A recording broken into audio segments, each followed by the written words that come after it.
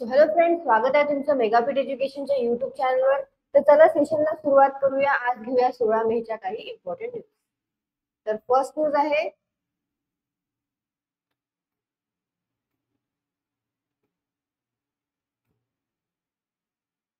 आपली first news आहे की सेंटरने काय केलेलं आहे, एक्सटेंड केलेलं आहे. सेंट्रल गव्हर्नमेंट जे आहे सेंटरने एक्सटेंड केलेला आहे बॅन. कोणावरचा बॅन? LTTE वरचा. तर LTTE काय आहे? LTTE म्हणजे liberation tigers of Tamil film. जर तुम्ही एक वेब सिरीज बघितली असेल द फॅमिली मॅन 2, ओके, तर त्यावर जे आहे त्यामध्ये जे लिबरेशन टायगर्स ऑफ तमिल इलिम जे आहे ते त्यामध्ये दाखवलेले आहे. ते त्याच्यामध्ये काय आहे, ते रिबेल्स दाखवलेले आहे आणि जे हिरो आहे त्या वेब सिरीज मधले ते त्यांच्याशी झुंज घेत आहे, त्यांना म्हणजे हरवत आहे. ओके, तर तुम्ही ती वेब सिरीज बघू शकता. त्यावरून तुम्हाला आणखी कळेल की काय असते liberation tiger of Tamil Eelam. Okay, तर त्यांचं काय केलेलं आहे, सेंटरने एक्सटेंड केलेला आहे ban liberation tigers of Tamil इलिमचा. ओके, किती वर्षासाठी? 5 वर्षासाठी. आणि ऑलरेडी त्यांना बॅन होता 5 वर्षाकरता, परत बॅन लागलेला आहे त्यांना 5 वर्षाचा. तर हा डिसिजन सेंट्रल गव्हर्नमेंटने घेतलेला आहे. कशासाठी घेतलेला आहे? जे पण सोव्हरेनिटी आणि टेरिटोरियल इंटिग्रिटी, इंडिया मधली जे सोव्हरेनिटी आणि टेरिटोरियल इंटिग्रिटी आहे त्याला जे आहे धोका निर्माण होत होता. ओके, म्हणजे जे ऍक्टिव्हिटीज आहे एलटीटीच्या त्यामुळे धोका निर्माण होत होता इंडियाच्या सोव्हरेनिटी आणि टेरिटोरियल इंटिग्रिटी करता. म्हणून हा बॅन जो आहे, हा डिसिजन जो आहे तो सेंट्रल गव्हर्नमेंटने घेतलेला आहे.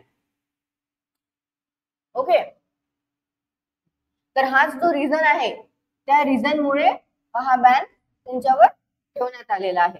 त्यांच्या ज्या ऍक्टिव्हिटीज आहे जशा की काय त्या ऍक्टिव्हिटीज मध्ये आहे डिस्ट्रप्टिव्ह, सेपरेटिस्ट आणि सेशनिस्ट ऍक्टिव्हिटीज ज्या आहे LTTEच्या, तर त्यांच्यामुळे एक थ्रेट निर्माण होऊ शकते आपल्या इंडिया नॅशनलला, एक थ्रेट निर्माण होऊ शकते आणि सिक्युरिटीला पण एक थ्रेट असू शकते इंडियाच्या. म्हणून त्यामुळे हा जो रिझन आहे, हा बॅनचा हा रिझन आहे. ओके, सो मे 2019 मध्ये ऑलरेडी जे गव्हर्नमेंट आहे सेंट्रल गव्हर्नमेंटनी अनलॉफुल असोसिएशन म्हणून त्यांना डिक्लेअर केलेलं होतं LTTEला, आणि तेव्हाच त्यांना 5 वर्षाचा बॅन सुद्धा लावलेला होता मे 2019 मध्ये. आणि पुन्हा आता जो आहे या वर्षी पण पुन्हा 5 वर्षाचा बॅन त्यांच्यावर लावण्यात आलेला आहे. आता LTTE म्हणजे काय आहे? The liberation tigers of Tamil Eelam. ते काय आहे? मिलिटंट ऑर्गनायझेशन आहे. ओके, मिलिटंट ऑर्गनायझेशन आहे जे की बेस आहे नॉर्दर्न आणि ईस्टर्न श्रीलंकामध्ये, based in the northern and eastern Sri Lanka. ते काय करते LTTE? ते फाईट करते क्रिएट करण्यासाठी. काय क्रिएट करण्यासाठी? एक इंडिपेंडंट तमिळ स्टेट, ज्याला ते काय म्हणतात, तमिल इलिम. ओके, एक इंडिपेंडंट स्टेट त्यांना तयार करायचं आहे, तमिळ स्टेट, तर त्यालाच ते तमिल इलिम असं म्हणतात. आणि कुठे त्यांना करायचं आहे? In northern of the island, ज्याच्यामध्ये काय होणार? In response to violent persecution and discriminatory policies against Sri Lankan Tamil by म्हणजे कोणाच्या याच्यामध्ये होते हे? बाय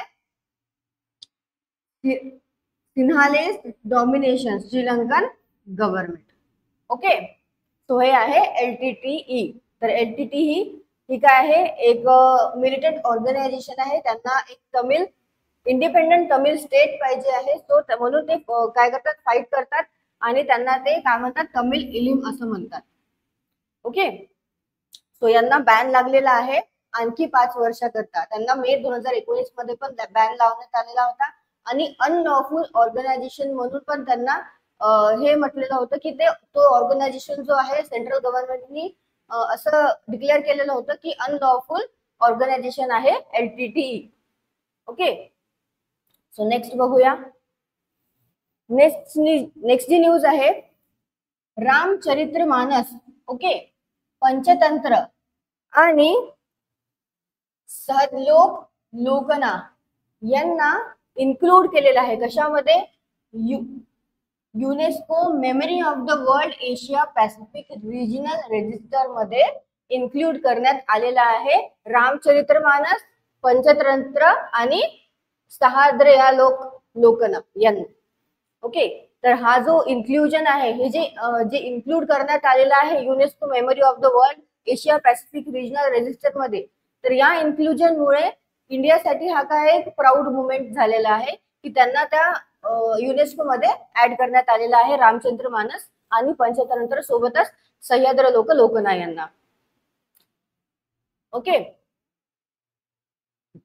तर हे जे आहे जे रामचरित्र मानस, पंचतंत्र आणि सह्याद्री लोकना जे आहे हे काय आहे, टाइमलेस वर्क आहे. टाइमलेस वर्क आहे ते सोबतच इंडियन लिटरेचर आणि कल्चरला काय देतात, ते डीपली इन्फ्लुएन्स करतात इंडियन लिटरेचर आणि कल्चरला, आणि शेप करतात नेशन्स मॉरल फॅब्रिक आणि आर्टिझन एक्सप्रेशनला ते एक शेप पण देतात. तो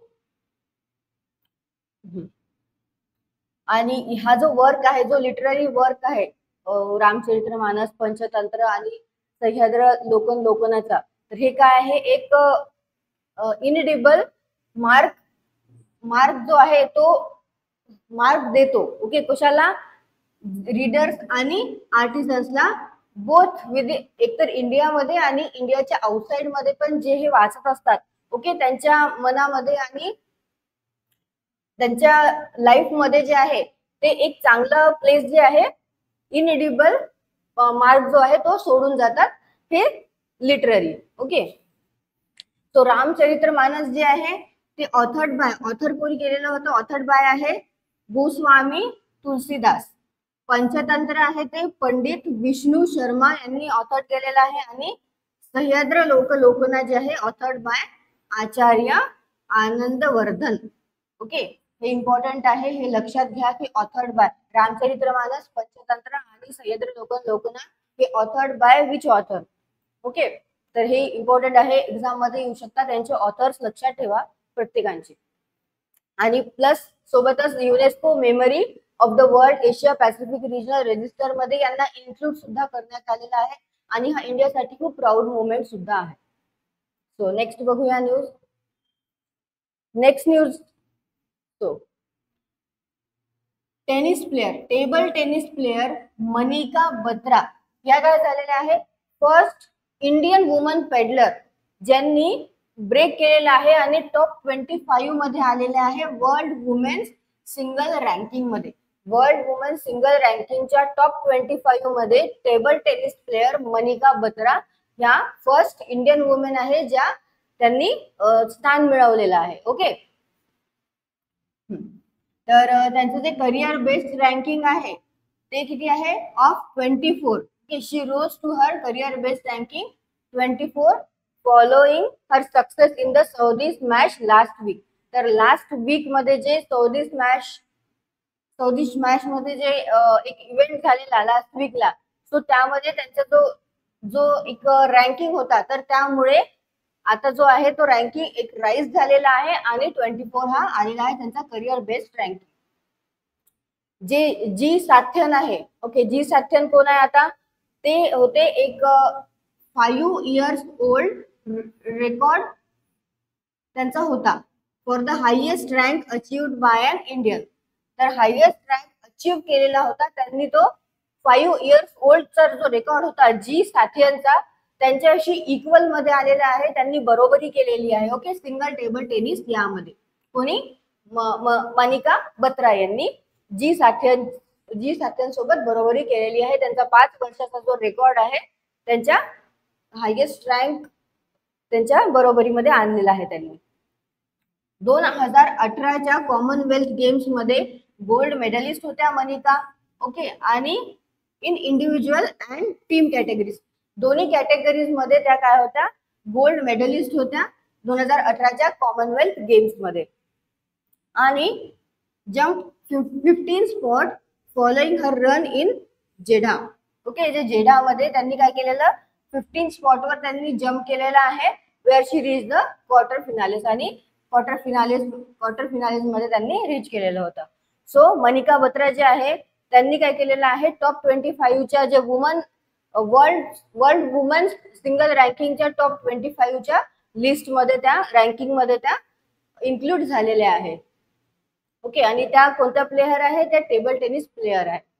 आणि फर्स्ट इंडियन वुमन पॅडलर झालेल्या आहे त्या, ज्या टॉप 25 मध्ये इन्क्लूड झालेल्या आहे रँकिंग मध्ये. नेक्स्ट बघूया.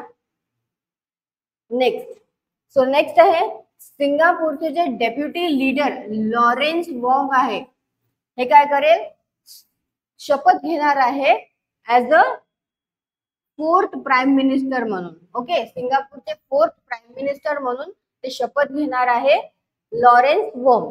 ओके, तो 51 इयर्स ओल्ड आहे ते, आणि ट्रेंड आहे इकॉनॉमिस्ट मिस्टर वॉंग. ते सक्सेड करणार आहे 72 इयर्स ली सिंग लुंग यांना. ओके, ली सी लुंग यांच्या जागेवर, म्हणजे त्यांना सक्सेड करणार आहे, त्यांना रिप्लेस करणार आहे मिस्टर वॉंग. आणि का बरं त्यांना सक्सेड करणार आहे, जे ली सिंग लॉंग आहे ते स्टेप डाऊन करणार आहे, त्यांच्या 2 डिकेड त्यांनी त्या पोस्टला दिलेले आहे. सो त्यांच्यानंतर ते काय करणार आहे, स्टेप डाऊन करणार आहे. सो त्यानंतर वॉंग जे आहे त्यांना रिप्लेस करणार आहे. ओके, सो वॉंग कोण आहे, एक सिव्हिल सर्वंट आहे, जे पॉलिटिशियन टर्न झाले. ते सिव्हिल सर्वंट होते आधी, पण नंतर ते पॉलिटिशियनचा त्यांनी रोल केलेला आहे, त्यांनी टर्न केलेला आहे ऍज अ पॉलिटिशियन म्हणून. सो नंतर since becoming an independent nation 1965. Okay, जेव्हा सिंगापूर हॅड 1965 मध्ये काय झालेलं, म्हणजे 1965 पर्यंत जेव्हा इंडिपेंडंट नेशन झालेलं 1965 मध्ये, Singapore has only had 3 prime minister.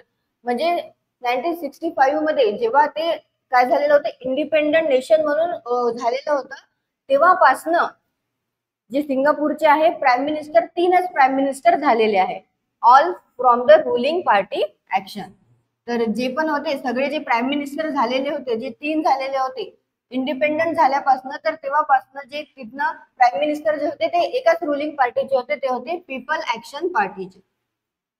So तर न्यूज काय आहे आपली, न्यूज ही इम्पॉर्टंट आहे की सिंगापूरचे प्राईम मिनिस्टर म्हणून शपथ घेणार आहेत लॉरेन्स वॉंग, जे ऑलरेडी काय होते, डेप्युटी लीडर होते. Okay, okay. सेकंड, नेक्स्ट बघूया. Next, Canadian author Alice Munro आणि नोबल लॉरिएट यांचं काय झालेलं आहे, निधन झालेलं आहे वयाच्या 92व्या वर्षी. कुठे, ऑन्टारियो मध्ये. ओके, त्यांनी बऱ्याच काय लिहिले आहे, शॉर्ट स्टोरीज लिहिलेल्या आहे, मोर दॅन 60 इयर्स. म्हणजे more than 60 years, for more than 60 years त्यांनी शॉर्ट स्टोरीज ज्या आहेत त्या लिहिलेल्या आहे, जे फोकस काय करतात, जे फोकस आहे रुरल कॅनडावर. रुरल कॅनडाची जे लाईफ आहे, रुरल कॅनडाची जी लाईफ आहे त्याच्यावर जास्तीत जास्त त्यांचा फोकस होता. म्हणजे जे त्यांच्या शॉर्ट स्टोरीज होत्या त्यामध्ये रुरल कॅनडा जे होता त्यांची लाईफ जास्तीत जास्त त्यांनी लिहिलेली आहे. त्यांना कम्पेअर केल्या जातात, जे रशियन रायटर आहे अँटोन चेखोव यांच्यासोबत पण त्यांना कम्पेअर केल्या जातात for insight and compassion found her in her stories. Okay, तर ते रिसिपियंट पण आहे नोबेल प्राइजच्या. Munro was recipient of Nobel prize. कशासाठी मिळालेला आहे त्यांना Nobel prize, for literature in 2013. तर 2013 मध्ये त्यांच्या लिटरेचर यासाठी त्यांना नोबेल प्राइज पण त्यांना देण्यात आलेला आहे, प्रदान करण्यात आलेला आहे. तर नोबेल कमिटी काय म्हणतात त्यांना, Munro a master of contemporary short stories. जे नोबेल कमिटी आहे कॉल्ड मुनरोला म्हणतात master of contemporary short stories पण त्यांना म्हणतात. त्यांचा जो ब्रेक होता त्यांना 1968 मध्ये, त्यांचा मेजर ब्रेक जो होता त्यांना 1968 मध्ये मिळालेला, जेव्हा त्यांनी काय केलेलं, शॉर्ट स्टोरीचं collection dance of the happy shades यावर, जे वेस्टर्न ऑन्टारियो आहे ओके, त्यामधलं जे सब अर्बन्स आहे त्यांच्या लाईफवर त्यांनी जे dance of the happy shade जे आहे त्यांचे जे शॉर्ट स्टोरीचा कलेक्शन जो होता तो त्यांनी लिहिलेला, तेव्हा त्यांना एक मेजर ब्रेक मिळालेला होता आणि त्यांचा तो फर्स्ट ब्रेक सुद्धा होता जो होता 1968 मध्ये. ओके, आणि त्यामुळे त्यांना कॅनडाचा हायेस्ट लिटररी ऑनर पण देण्यात आलेला होता, ज्याला म्हणतात the governor general award. Okay, the governor general award पण त्यांना हा कॅनडाचा हायेस्ट लिटररी अवॉर्ड पण ऑनर करण्यात आलेला होता, जो आहे the governor general award. Okay, it was the first of 3 governor general award she would win in her lifetime. तर लाईफटाईम मध्ये जे त्यांनी किती 3 अवॉर्ड्स त्यांनी जिंकलेले, 3 अवॉर्ड्स त्यांना मिळालेले आहे. तर हा जो होता 1968 मधला तो त्यांचा फर्स्ट होता गव्हर्नर जनरल अवॉर्ड. इन 2009 मध्ये मुनरोनी Man Booker prize international prize पण त्यांना मिळालेला आहे फॉर लाईफटाईम अचीवमेंट.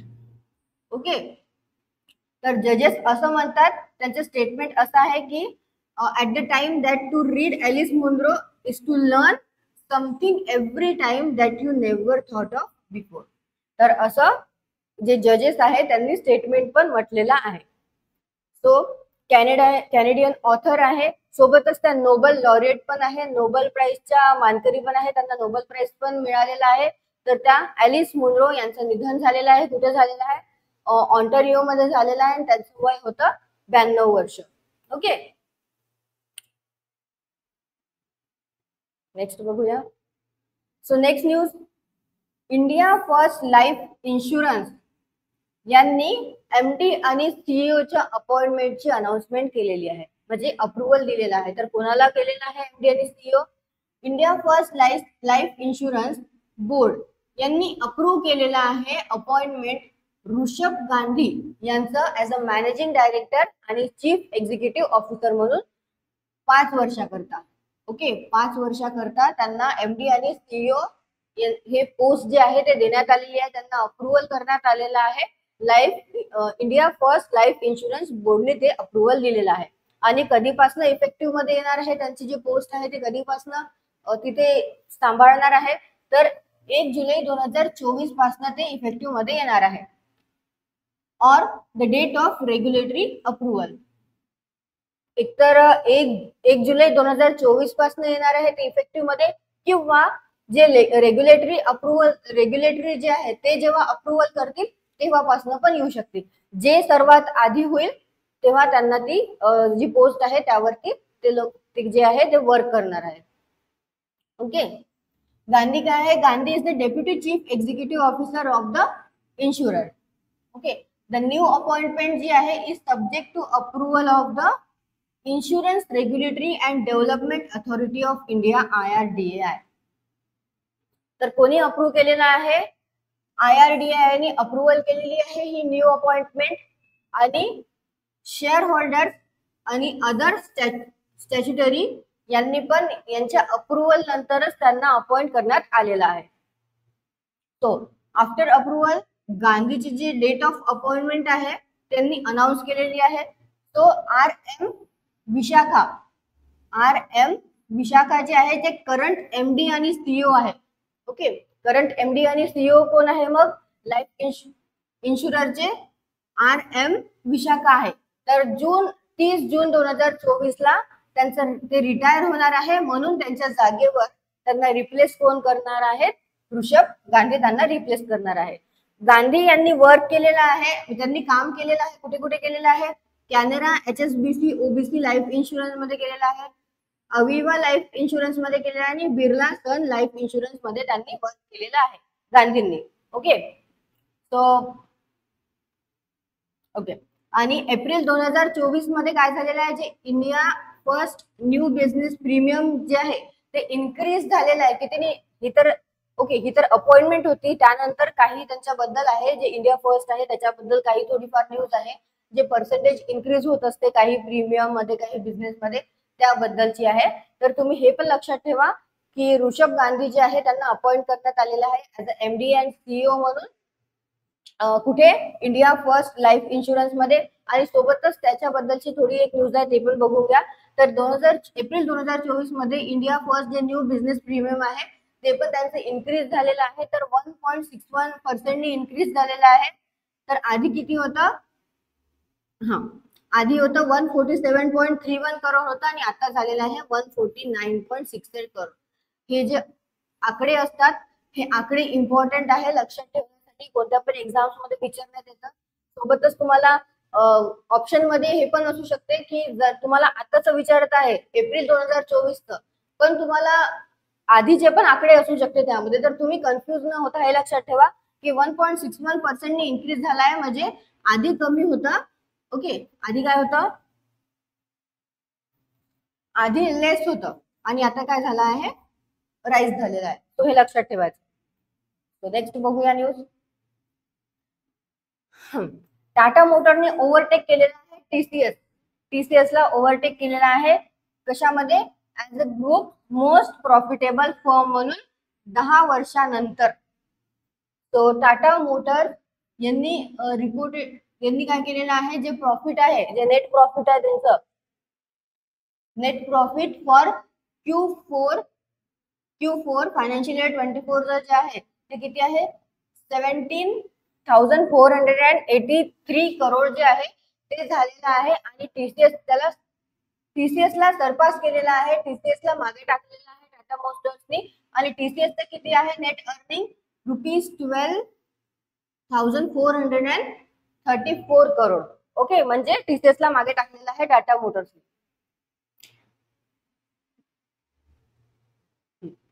तो आहे की जे ऑटोमेटिव्ह मेजर आहे त्यामध्ये काय आहे, 213.7% काय झालेलं आहे, 213.7% इयर ऑन इयर इन्क्रीज झालेला आहे. बॉटम लाईन मध्ये फ्रॉम 5,573.8 करोडनी. ओके, तर एवढ्यानी काय झालेलं आहे, इन्क्रीज झालेला आहे. आणि सोबतच जे इंडियाची बिगेस्ट आयटी फर्म आहे त्यामध्ये पण एक इयर ऑन इयर ग्रोथ झालेला आहे ऑफ 9.1%चा नेट प्रॉफिट मध्ये फॉर ₹11,392 करोडचा. तो ऑटोमेटिव्ह मेजर मध्ये पण इन्क्रीज झालेला आहे 213.7%चा. आणि सोबतच इंडिया बिगेस्ट आयटी फर्मचा पण काय झालेला आहे, इयर ऑन इयर ग्रोथ झालेला आहे 9.1% मध्ये नेट प्रॉफिट. ओके, सो का बरं हे इम्पॉर्टंट आहे, तर फर्स्ट टाइम जे आहे डिकेड मध्ये टाटा मोटर्स यांनी काय केलेलं आहे, टॉप केलेला आहे प्रॉफिट लीग टेबल मध्ये इन टाटा ग्रुप. ओके, पण जे अॅन्युअल प्रॉफिट मध्ये आहे, अॅन्युअल प्रॉफिट मध्ये TCS remains the most profitable firm आहे. यांनी तर टॉप केलेला आहे, पण जे अॅन्युअल प्रॉफिट मध्ये आहे टीसीएस काय आहे, मोस्ट प्रॉफिटेबल फर्म आहे. त्यांनी रिमेन ठेवलेला आहे त्यांचं प्रॉफिट मार्जिन. सो काय केलेलं आहे, टाटा मोटर्सनी ओव्हरटेक केलेला आहे टीसीएस ला, त्यांनी सरपास केलेला आहे टीसीएस ला. आणि काय झालेलं आहे, ते प्रॉफिटेबल फर्म झालेला आहे 10 वर्षानंतर. नेक्स्ट बघूया आता. सो नेक्स्ट न्यूज, इथे पण काय केलेलं आहे इंडियाने. सो इंडियाने सरपास केलेला आहे, इंडियाने मागे टाकलेला आहे काही कंट्रीजला. तर कशामध्ये टाकलेला आहे, डाटा सेंटर कॅपॅसिटी मध्ये. डाटा सेंटर कॅपॅसिटी मध्ये इंडियाने ऑस्ट्रेलिया, जपान, हाँगकाँग यांना मागे टाकलेला आहे. सो ऑस्ट्रेलिया, हाँगकाँग, जपान, सिंगापूर आणि कोरिया यांना मागे टाकलेला आहे इंडियाने. कशामध्ये, highest data capacity, highest data centre capacity यामध्ये. तर किती आहे highest data centre capacity, 950 megawatt in the Asia Pacific region. त्याच्यामध्ये एक्सक्लुडिंग चायना आहे. ओके, चायना एक्सक्लुडिंग आहे. तर 2024 ते 26 या काळामध्ये काय होणार आहे, इंडिया रेकॉर्ड करणार आहे हायेस्ट कॅपॅसिटी ऍडिशन करणार आहे 850 मेगावॅट. ओके, या पिरियड मध्ये 2024 आणि 2026च्या या पिरियड मध्ये, जे की काय आहे, higher than major APSC countries. आता एपीएससी जे कंट्रीज आहे याबद्दल थोडस तुम्ही वाचून घ्या की काय आहे एपीएससी कंट्रीज. ओके, मी तुम्हाला उद्या सांगते एपीएससी कंट्री काय आहे. तो जे की पब्लिश केलेली आहे, report publish by real estate consultancy CBRE.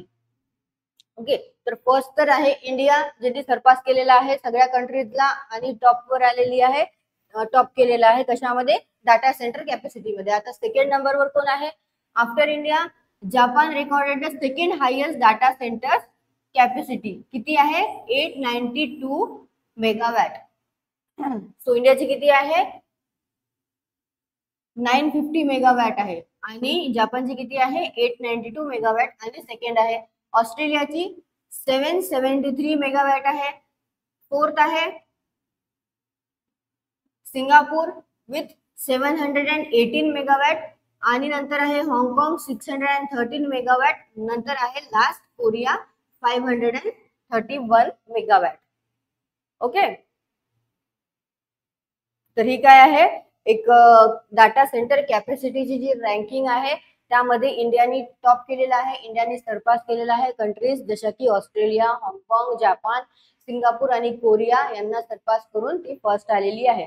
Second आहे जापान, थर्ड आहे ऑस्ट्रेलिया, फोर्थ आहे सिंगापूर, फिफ्थ आहे हाँगकाँग आणि नंतर आहे कोरिया. नेक्स्ट बघूया न्यूज. सो नेक्स्ट न्यूज आहे चंद्रकांत सतीजा यांना ऑनर करण्यात आलेला आहे विथ ग्लोबल एक्सलन्स अवॉर्ड 2024 यांनी. तर कशा करता करण्यात आलेला आहे त्यांना, for outstanding contribution in education.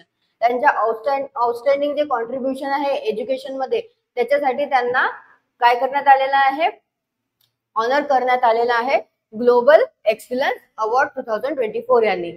तर कोण आहे ते, रेनॉल्ड एज्युकेशनलिस्ट आणि founder and CEO of Chandra admission consultant यांना ग्लोबल एक्सलन्स अवॉर्डनी काय करण्यात आलेला आहे, सन्मानित करण्यात आलेला आहे. आणि कोणता इव्हेंट होता तो, जो इव्हेंट होता तो होता सहारा स्टार हॉटेलमध्ये मुंबईमध्ये हा इव्हेंट झाला होता, ग्रँड इव्हेंट. तर त्यामध्ये त्यांना सन्मानित करण्यात आलेला आहे.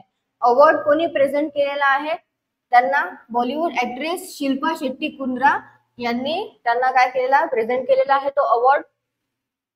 ओके, तर तर नेक्स्ट जे आहे most trusted admission consultant in Vidarbha region. तर निवड झालेली आहे कशामध्ये, मोस्ट ट्रस्टेड ऍडमिशन कन्सल्टंट पण त्यांना म्हटलं जाते विदर्भ रिजन मध्ये. ओके, विथ ओव्हर 21 इयर्सचा त्यांना एक्सपिरियन्स आहे कशामध्ये, एज्युकेशन सेक्टरमध्ये. आणि चंद्रकांत यांनी काय केलेलं आहे, त्यांनी डेडिकेट केलेलं आहे स्वतःला कशामध्ये, providing quality education, career counselling आणि ऍडमिशन गायडन्स. तर कोणाला करतात हे सगळं, ते क्वालिटी एज्युकेशन देतात, करिअर काउन्सिलिंग आणि सोबतच ऍडमिशन गायडन्स ते स्टुडंट्सला देतात. कशा करता, त्याच्यामुळे ते काय झालेलं आहे, ते गायडन्स करतात. त्यामुळे त्यांनी ट्रस्ट जो आहे, पॅरेंट्स मधला ट्रस्ट जो आहे तो अर्न केलेला आहे, खूप सारा ट्रस्ट. आणि नॉट ओनली विदर्भ रिजन, फक्त विदर्भ रिजन करताच ते सीमित नाही आहे, तर जे ऍडजॉइनिंग सिटीज आहे छत्तीसगडच्या, मध्य प्रदेशच्या, तर तिथे पण त्यांनी काय केलेलं आहे, पॅरेंट्स मधला जो आहे तो ट्रस्ट जो आहे त्यांनी मिळवलेला आहे. त्याचे जे फॉर्म आहे चंद्रा ऍडमिशन कन्सल्टंट, ते काय करतं, हेल्प करतं स्टुडंटला काय करण्यासाठी, सेक्युरिंग admission in prestigious institutions of India and abroad. तर जे कन्सल्टन्सी आहे त्यांची चंद्रा ऍडमिशन कन्सल्टंट, ते हेल्प करतं स्टुडंटला की कसे तुम्ही ऍडमिशन सेक्युअर करू शकता प्रेस्टिजियस इन्स्टिट्यूट मध्ये, जे की इंडियामध्ये किंवा अब्रॉड मधले. ओके, तर तिथे पण ते कन्सल्टन्सी प्रोव्हाइड करतात आणि चांगल्या प्रकारे प्रोव्हाइड करतात. सो जे चंद्रकांत सतीजा यांना काय मिळालेला आहे, ग्लोबल एक्सलन्स 2024 हा अवॉर्ड प्रदान करण्यात आला आहे. कशा करता करण्यात आलेला आहे, त्यांचं कॉन्ट्रीब्युशन जे आहे एज्युकेशन मधलं त्यांचं आउटस्टँडिंग कॉन्ट्रीब्युशन बद्दल त्यांना ग्लोबल एक्सलन्स अवॉर्डनी सन्मानित करण्यात आलेला आहे. तर नेक्स्ट बघूया. सो नेक्स्ट न्यूज आहे HDFC बँक यांनी लॉन्च केलेला आहे एक न्यू डिजिटल क्रेडिट कार्ड. ज्याला काय म्हटलं जाते, एक न्यू डिजिटल क्रेडिट कार्ड आहे, एचडीएफसी बँकने लॉन्च केलेलं आहे. त्याचं नाव आहे Pixel play credit card. Okay, pixel play credit card. त्यामुळे काय अलाव होणार आहे, जे कस्टमाइज बेनिफिट्स राहणार आहे to fit your lifestyle and select merchants of your choice to earn cashback. तर त्यामुळे त्या क्रेडिट कार्डमुळे कस्टमाइज बेनिफिट्स सुद्धा घेण्यात येणार आहे. सोबतच जे लाईफस्टाईल्स आहे आपल्या लाईफस्टाईल ला पण फिट करणारे आणि आपण सिलेक्ट करू शकणार आहोत मर्चंट्स आपल्या चॉईसचे, ज्यामुळे काय आपल्याला कॅशबॅक जे आहे ते आपण अर्न करू शकू. आणि चूज कार्ड डिझाईन पण आपण चूज करू शकतो त्यामुळे. तो आणि select your preferred billing cycle date, आणि प्रिफर्ड बिलिंग सायकल डेट सुद्धा त्यामध्ये काय आहे अलाउ केलेलं आहे. सगळं कस्टमायझेशन जे आहे, ऑल ओव्हर कस्टमायझेशन जे आहे ते करू शकणार आहे एक जे क्रेडिट कार्ड होल्डर आहे, Pixel play credit card holder, ते सगळं कस्टमायझेशन करू शकणार आहे त्या क्रेडिट कार्ड थ्रू. सो आणि जे क्रेडिट कार्ड आहे पिक्सेल प्ले क्रेडिट कार्ड, ते काही बेनिफिट्स सुद्धा घेऊन येतात. तर ते काय बेनिफिट्स आहे, 5% ऑफ अॅन्युअल कॅशबॅक त्यामध्ये बेनिफिट मधून मिळणार आहे. आणि ₹500 ची अॅन्युअल फीस पण त्यामध्ये बेनिफिट म्हणून मिळणार आहे. आणखी जे क्रेडिट कार्ड आहे ते काय आहे, 100% डिजिटल आहे. 100% डिजिटल आहे. No documentation, no email, no calling required. काही पण डॉक्युमेंटेशनची गरज नाही आहे, काही पण ईमेल्सची गरज नाही आहे, आणि कशाची पण कॉलिंगची रिक्वायरमेंट त्याच्यामध्ये राहणार नाही. 100% ते डिजिटल राहणार आहे. Okay, simply convert to EMI and manage EMI repayments fully from your pay Z app. जे पे झेड ऍप आहे, ओके, पे झेड ऍप, त्यावरनं जे पण EMI चे रीपेमेंट्स आहे कन्वर्ट करू शकतात EMI, आणि जे मॅनेज करू शकतात EMI चे रीपेमेंट्स या ऍप थ्रू. ओके, तर जे ऍप आहे पे झेड ऍप, त्याच्या थ्रू जे पिक्सेल पे क्रेडिट कार्ड आहे त्याच्यासाठी तुम्ही अप्लाय सुद्धा करू शकतात, इझिली अप्लाय करू शकता. डॉक्युमेंटेशनची गरज नाही आहे, ईमेल्सची गरज नाही आहे, आणि कॉल सुद्धा तुम्हाला येणार नाही आहे एकदा जर तुम्ही अप्लाय सुद्धा केलं तरी. ओके, तर पे झेड ऍप थ्रू तुम्ही अप्लाय करू शकता या क्रेडिट कार्ड करता.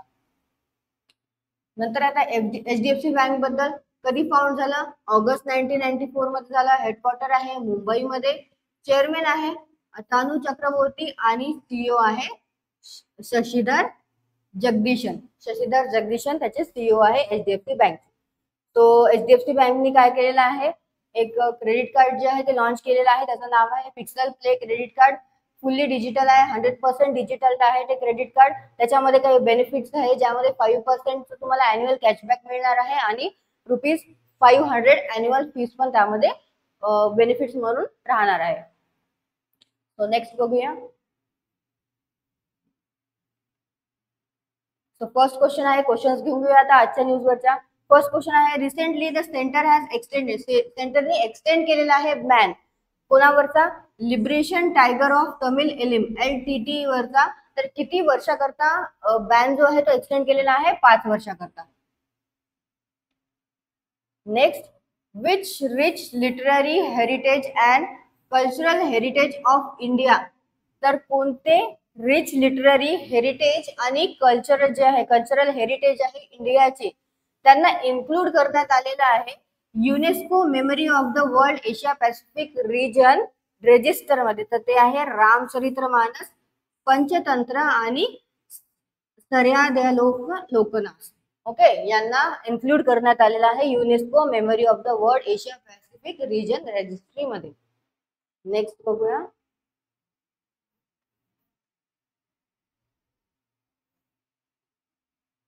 ओके, सो नेक्स्ट आहे, name the first Indian woman to break into top 25 of the world women single ranking. तर कोण आहे त्या, ज्या वर्ल्ड वुमेन सिंगल रँकिंगच्या टॉप 25 मध्ये आलेल्या आहे, आणि त्या फर्स्ट इंडियन वुमेन पेडलर आहे. तर कोण आहे त्या, Manika Batra. Next, who is set to take oath as the 4th prime minister of the country. Okay, country म्हणजे सिंगापूर. ओके, सिंगापूरचे 4th प्राईम मिनिस्टर म्हणून कोण शपथ घेणार आहेत? तर ते घेणार आहे Lawrence Wong. Next, name the Canadian author Alice Munro and Nobel laureate who passed away recently. तर कॅनेडियन ऑथर ॲलिस मुनरो आणि नोबल लॉरिएट सुद्धा आहेत त्या. क्वेश्चन चुकलेला आहे. सो क्वेश्चन असा असायला पाहिजे होता की कोण आहे त्या Canadian author. Okay, Canadian author आणि नोबल लॉरिएट ज्यांचं रिसेंटली काय झालेलं आहे, निधन झालेलं आहे. तर त्यांचं नाव आहे Alice Munro. Who has been named as next MD and CEO of India First Life Insurance? तर कोणाला इंडिया फर्स्ट लाईफ इन्शुरन्सचा एमडी आणि सीईओ म्हणून अपॉइंट करण्यात आलेला आहे? नेक्स्ट कोण राहणार आहे एमडी आणि CEO? Rishabh Gandhi. Next, which company has become the most profitable company of the group by defeating TCS after 10 years? TCS ला सरपास करत 10 वर्षानंतर कोणती कंपनी आहे जी काय आहे मोस्ट प्रॉफिटेबल कंपनी म्हणून ही झालेली आहे, डिफीट केलेला आहे TCS ला त्यांनी? तर ती आहे Tata Motors. Next, recently India has become the country with the highest data centre capacity. तर highest data centre capacity India ही झालेली आहे, हायेस्ट डाटा सेंटर कॅपॅसिटी मध्ये आलेली आहे in Asia Pacific region excluding China. तर किती आहे हायेस्ट डाटा सेंटरची कॅपॅसिटी? त्याच्यामध्ये आहे 950 मेगावॅट. ओके, 950 मेगावॅट ही आहे हायेस्ट डाटा सेंटरची कॅपॅसिटी इंडियामध्ये. Okay, next, who has become honored with Global Excellence Award 2024 for outstanding contribution in education. तर त्यांच्या एज्युकेशनच्या कॉन्ट्रीब्युशन साठी त्यांना काय प्रदान करण्यात आलेला आहे? ग्लोबल एक्सलन्स अवॉर्ड 2024 ने कोणाला ऑनर करण्यात आलेला आहे? चंद्रकांत सतेजा यांना. Next, Pixel Play India's first virtual credit card with cashback. Okay, काय आहे इंडियाचं फर्स्ट व्हर्च्युअल क्रेडिट कार्ड आहे विथ कॅशबॅक जे आहे पिक्सेल प्ले.